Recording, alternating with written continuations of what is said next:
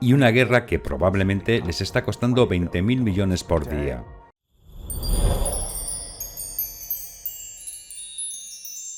La situación actual se describe en la prensa como la peor crisis en Europa desde la Segunda Guerra Mundial.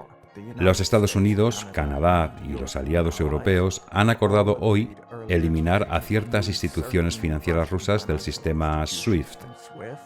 Pero lo más importante ha sido imponer severas restricciones al Banco Central de Rusia. Se ha discutido mucho sobre el bloqueo de Rusia en el sistema SWIFT. Pero este movimiento para apuntar a Rusia, que tiene uno de los bancos centrales más grandes, ocurre con muy poco precedente. El Banco Central ruso tiene más de 640.000 millones en reservas de divisas. Gran parte las mantiene en varios bancos centrales occidentales. El 23% de sus reservas están en oro, lo que está almacenado en el Banco Central ruso. El 14% está en China, lo que probablemente lo ponga a salvo de las sanciones. Sin embargo, el resto parece estar en varios bancos centrales alrededor del mundo. Esto significa que alrededor de 400.000 millones de la reserva rusa del Banco Central han sido congelados, dejando con alrededor de 240.000 millones en reservas disponibles y una guerra que probablemente les está costando 20.000 millones por día. Congelando y cuantificando las reservas del país de esta manera, ejercerá una enorme presión sobre el sistema financiero ruso, lo que podría desencadenar fugas bancarias del rublo ruso y causar pánico en las empresas rusas. Estados Unidos ya había sancionado a los mayores bancos rusos, pero Moscú aún podía utilizar su reserva de divisas para apuntalar a estos bancos. La eliminación de esa opción bloquea la capacidad de Moscú para rescatar a sus bancos. Esta acción es la medida financiera más severa impuesta a Rusia por su invasión a Ucrania. Hasta ahora, Estados Unidos solo había impuesto sanciones a los bancos centrales de Irán, Venezuela y Corea del Norte. Dejar fuera de juego a los bancos rusos dificultará las transacciones transfronterizas, pese a ser Rusia el tercer productor mundial de petróleo. Produce unos 10 millones de barriles de petróleo al día. El petróleo ruso ya cotizaba a la baja en el periodo previo a la invasión de Ucrania, ya que los compradores, nerviosos, se echaron atrás a la hora de negociar con Rusia. Obviamente, se ha hablado mucho en la prensa sobre las exportaciones rusas de petróleo y gas. Y, por supuesto, parte de la lenta respuesta internacional que hemos visto se relaciona directamente con la dependencia respecto a Rusia, de las necesidades energéticas de algunos países. La energía nuclear, por ejemplo, representó algo más del 13% del suministro eléctrico alemán en 2021. Esto fue generado por 6 plantas de energía, 3 de ellas se apagaron a finales del año pasado, y las 3 restantes están previstas para diciembre de este año. Este cierre forma parte de un plan puesto en marcha por Gerhard Roeder hace 20 años. Por otro lado, después de la catástrofe nuclear de Fukushima en 2011, Merkel fijó el año 2022 como fecha límite para el cierre de todas las centrales en Alemania.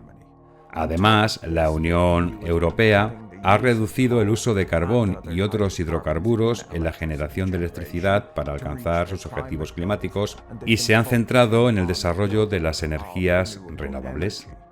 El problema es que este desarrollo no se está produciendo con la suficiente rapidez, así que Europa es muy dependiente de Rusia para el gas natural en este momento. Por otro lado, tenemos el nitrógeno, que es un componente clave en la mayoría de los fertilizantes sintéticos. Se fabrica combinando el nitrógeno del aire con el hidrógeno derivado del metano para producir amoníaco.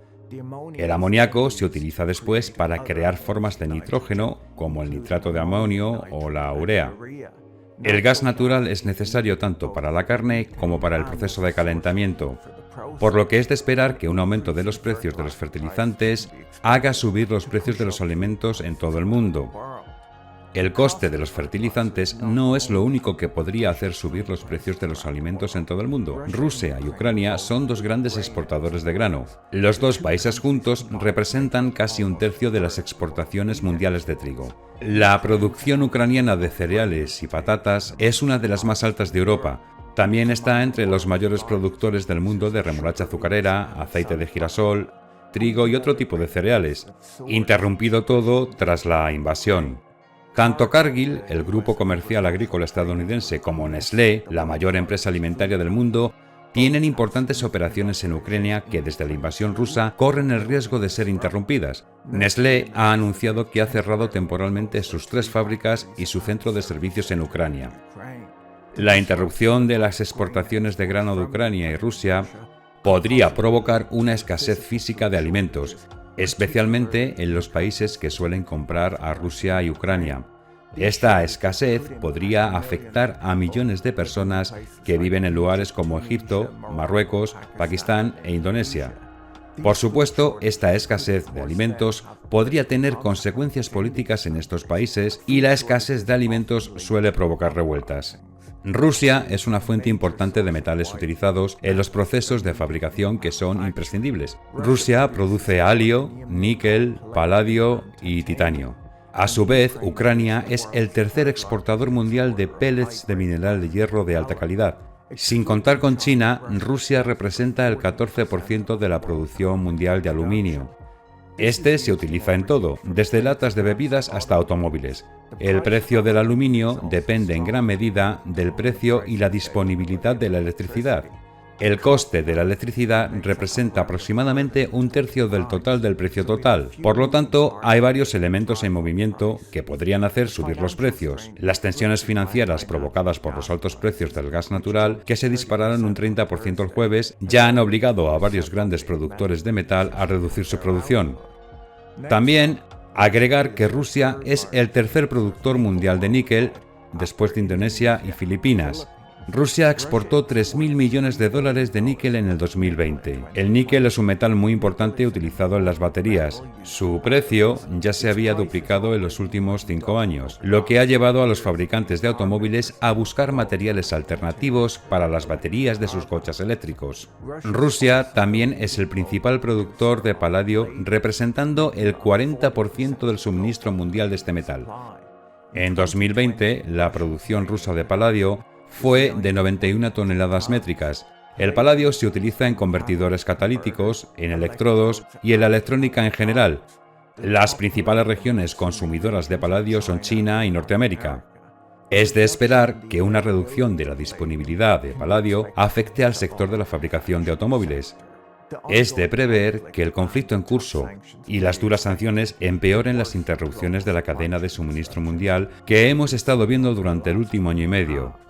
La naturaleza interconectada de la cadena de suministro global en la fabricación justo a tiempo significa que muchos productos importantes utilizados en la fabricación en todo el mundo pueden escasear durante bastante tiempo. Rusia y Estados Unidos no tienen fuertes lazos económicos y el comercio entre ambos es bastante mínimo.